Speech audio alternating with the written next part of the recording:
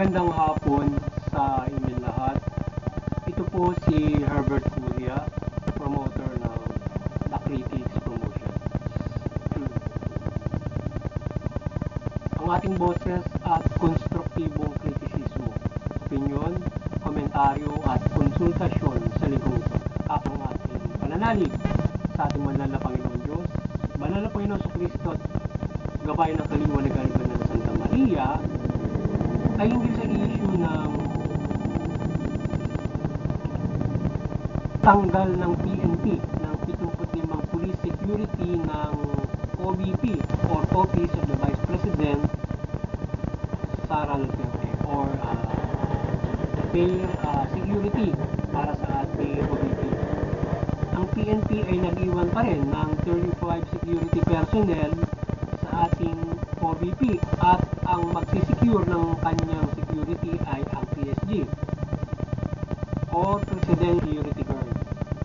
Ayos lang di umano ayon sa ating Vice President Sara Duterte at hindi naman ito makaka-apekto sa kanyang mandato o trabaho. Sa ating PNP Chief General Marbil ay kinukulang di umano ang police personnel ng ating PNP, partikular sa nangyayaring SONA 2024 kung kaya kailangan ng mga naglingkod sa ating mga streets. Kaya nung panahon ng nung SONA, doon nagsimulang bawasan siya ng 75 escort ng ating vice at kailangan din ng ating pulisan sa maglilingkod sa streets para kung saan kinukulang na sila ng mga kapulisan para magsilbi sa bayan. So maliban dito ay sinalanta ng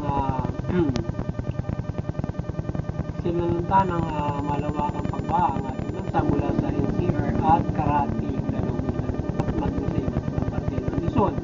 So maraming nasa evacuation centers at nangangailangan ng tulong ng ating pamahalaan at ating mga kababayan. So ang ating pamahalaan naman ay handa at patuloy na nakantabay sa iba't ibang serbisyo sa ganitong sakuna. Inatasan na ng ating Pangulo Marcos ang lahat ng ahensya at ang lahat ng ahensya ay aktibong ginagawa ang kanilang trabaho mula DSWD at iba't ibang ahensya at opisina mula lokal na pamahalaan. At ngayon ang The Critics Promotion at yung ating People's Anti-Trust Promotion, yung ating anti-crimination ay maring sumusuporta sa mabuting pamahala, patas ng justisya at karapatang ng tao. At sa issue nito ng pagtatanggal ng police security ng ating OVP ay we hope ay fair ang ating PNP dito lahan sa kanilang ginawa sa ating Vice Presidente na ilagay sa iba't ibang area na kailangan di umano ang ating mga pulis na naka-escort o assign dito sa ating OVP.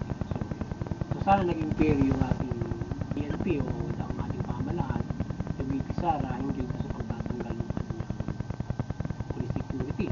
So sana ay kailangan din niya ng seguridad sapagkat ang kanyang hindi basta makarami ng opisina kundi siya ay Vice Presidente. So we hope naging fair ang ating PNP dito at ang ating Pangulong Marcos na tanggalan ng security ang OVP. So we hope ang BSG ay makapag-secure sa kanya ng lubos kaysa sa naalis na PNP personnel sa kanya security sapagkat dapat at least kalahating police security force ng 106 ang inalis at hindi na malaking portion ang gawin na lang at malaking portion yung tinanggal. So dapat sana kalahati na lang yung tinanggal sa kanya kung kailangan talaga ng PNP yun. Pero sa tingin natin siguro dapat at least yun ang gawin na lamang siguro ng PSG ay i-replenish ang daming ito at dagdagan pa ang OVP ay hindi pangkaraniwang opisina na parang opisina din ng Pangulo na dapat mabantayan ng maraming security. Sana yung ating Pangulo ay damihan na lang yan ng PSG o Police Security Guard yung ating OVP. Pabigyan na lang yan ng maraming PSG yun. Replenish niya yun natanggal na 75. So palitan niya ng mga PSG para secure yung opisina ng OBP. So sana ay maging clear siya kay VP Sara para naman siya ay maprotektahan sa opisina in case of any terrorism or any threats to his life. So kung saan marami rin siyang trabaho bilang VP para mabantayan siya. Sa ibang issue naman ay itong malawakang pinsala ng bagyo na pagbaha at iba't ibang permission po sa bansa mula NCR at Luzon ay magawan agad ng pag-restore ng ating pamahalaan at matulungan ng libre ang mga nasalanta. So yung ating OBP, pangunahing trabaho niyan, yung social services. So dito sa malawakang pinsala nito ay ang ating OBP ay nagsagawa na rin ng kanyang hakbangin para matulungan yung mga biktima. Yan, yung malawakang baha na yan.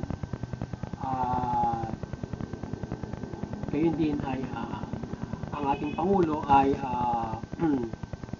ang ating VP at Presidente ay inassure ang pag-aaral tuloy na tulong sa mga nasalanta, and we hope restore agad ang mga pinsala in public and private sector. So yun, pareha sila na yung sa kanilang tungkulin ay kanilang inalalaan, iba yung pilos ng mga ahensya para matulungan yung mga nasalanta, mabigyan na relief, may bangon, etc. mula sa evacuation center. Kailangan at yun ay kanilang tinugon ng ating VP at saka Pangulo Marcos.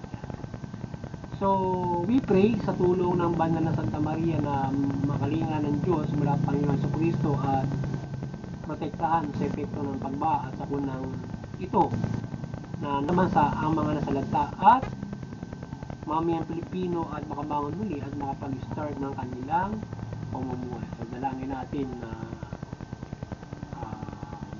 mapangalagaan ng ating banal na Panginoon Diyos, Panginoon sa Banal Santa Maria, yung mga kasambayan ng Pilipino mula doon sa mga nasalanta ng bagyo, ng pagbaha, at sila ay may bangon muli, mabigyan sila ng pag-asa to restore at madaling ma-restore ng gobyerno ng ating nasalanta na yan at makapaghibayo pa ng kanilang pamamahala para magkaroon ng measures para mga darating pang mga ganyan klase ng mga pagbaha. Ginagawa na nga ng ating pamahalaan ang iba't ibang pag-check at measures na gagawin sa mga darating pang panahon hinggil doon sa ginagawa ng mga nagawa na mga measures kagaya ng flood control project para marap yung mga baha na ganyan sa tuwing babang. So talagang dapat na mapagtuunan nung ating pamahalaan yan. Ang po na Pilipino yung atong climate change na kung saan tayo ay meron 25 typhoon na maaaring manalasa sa ating bansa yearly. So ngayon ay because of the global pinalalakas yan 25 na yan. So mabuti hindi lahat yan pumapasok sa bansa ng sobrang malalakas. Yung iba ay mga mababang signal dulot ng mga ulan. Itong Karina hindi nga naglandfall yan. Hinilan niya lang yung habagat kaya umulan ng malakas o magkaroon ng malakas na mga pagulan. Pero kung naglandfall yan, lalo ng malakas na sakunayan. So kaya ating pamahalaan ay kinakailangan ng mahusay na pag-aaral para magkaroon ng extraordinary na pagharap o pag-mitigate at dito sa sinasabi warming ng climate change. Kung paano, halimbawa yung malakas na bagyo, ano yung gagawin? Kaya ng Medga Dike, yung pagdadagdag nga ng mga flood control doon sa halimbawa Metro Manila o iba't ibang bansa na kung saan nakakaroon ng malawakan o malalim na pagbaha, pumipinsala ng tao at ng mga ari-arian, especially mga business or agri production.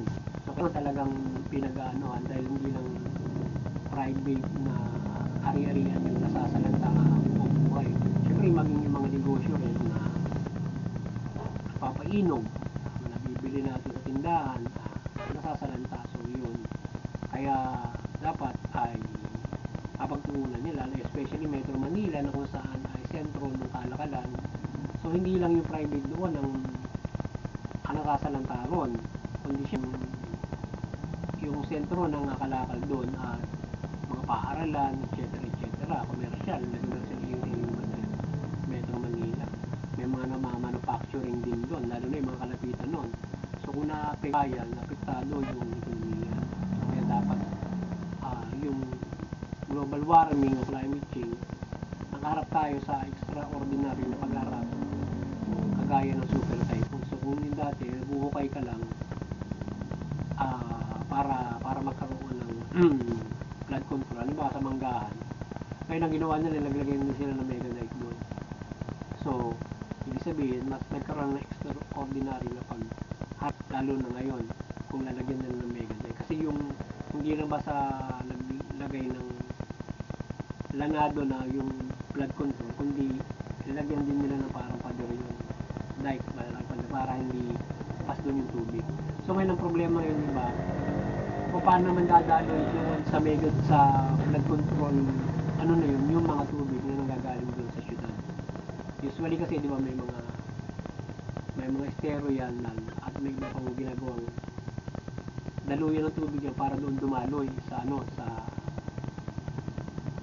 yung malalaking flood control kagaya sa Manggahan. Ngayon barado palagi yan ng mga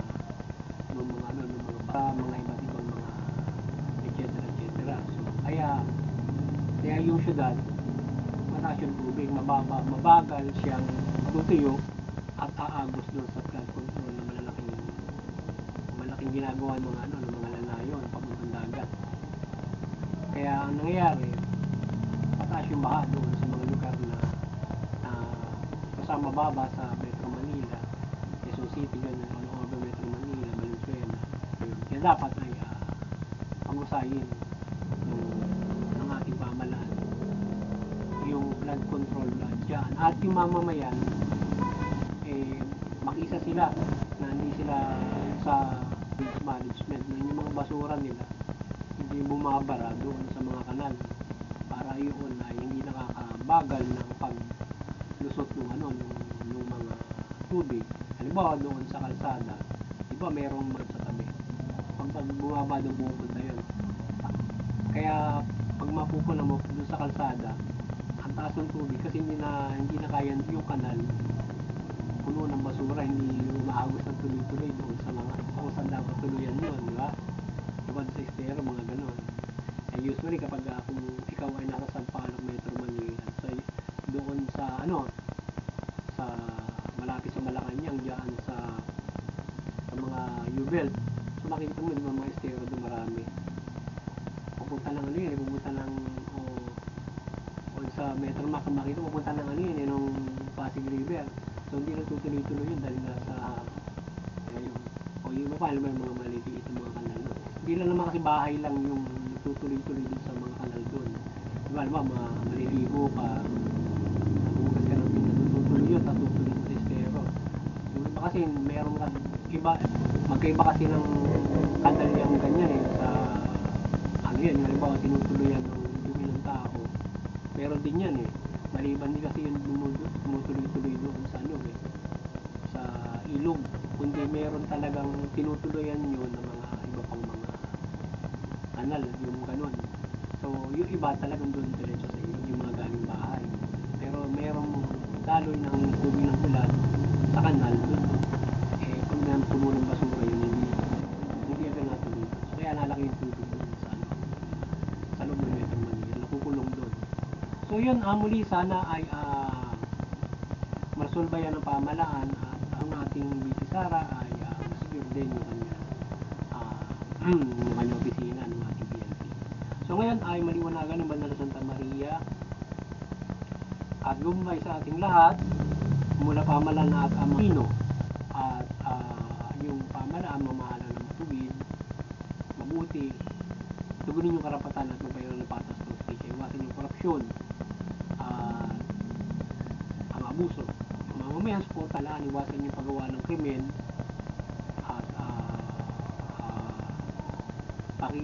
paglaban sa pamahalaan, kundi kundi suportahan yung pamahalaan at ihayag ng mabuti yung mga hinaing para lalong gumanda yung pamamahala at suportahan yung pamamahala, patas ng hustisya at karapatan ng tao. Sa gayon, makapamumuhay tayo ng mapayapa, maunlad at makapamanampalataya tayo na lumos sa ating mga Panginoon. Muli, magandang lahat. Sana nakapagsabuhan naman ng critics promotion ng konstruktibo kritisismo. Opinyon, komentaryo at konsultasyon sa mga. Magandang hapon sa inyo lahat.